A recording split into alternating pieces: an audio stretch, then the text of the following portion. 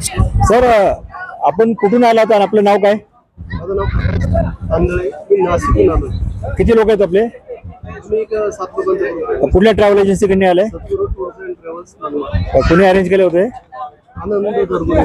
बरं, 22 एप्रिलला जी इथं दुर्घटना झालेली आहे, जे पर्यटकांच्या जो हल्ला झाला, त्याच्यानंतर तुम्ही ट्रिपला यायचं प्लॅन केला होता काय? की तुझ्या मनात काही शंका आली का? ट्रिपचं तसंच आमचा 2 महिन्यापासून प्लॅन होता.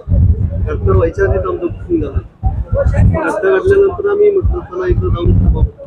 इथं आलं तर तसं काही आम्हाला वाटलं नाही. तुम्ही येताना मनात भीती होती का तुमच्या? किंवा येताना तसं वाटलं होतं, पण तिकडे जेव्हा आम्ही आलो तर तसं काही आम्हाला वाटलं नाही. तुम्हाला इतर नातेवाईकांनी वगैरे तुम्हाला भीती घातली होती का? जाऊ नका, काय ती परिस्थिती आहे, कशाला जाता वगैरे असं? नातेवाईकांनी तर सांगितलं होतं बाबा जाऊ नका तुम्ही, तिकडे असंच झालंय.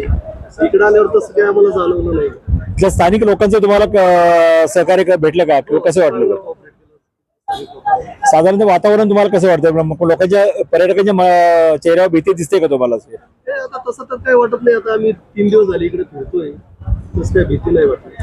आता जे आज काश्मीरला यायचं म्हणजे येऊ शकत नाही, भीतीपोटी येऊ शकत नाही, जे मनात शंका ऐकू तरी बाकीचे, त्यांना तुम्ही काय सांगता? आपल्या भीती असेल मनात तर तसं काही नाही. इकडे या व्यवस्थित फिरा, ही काश्मीर आपलं आहे.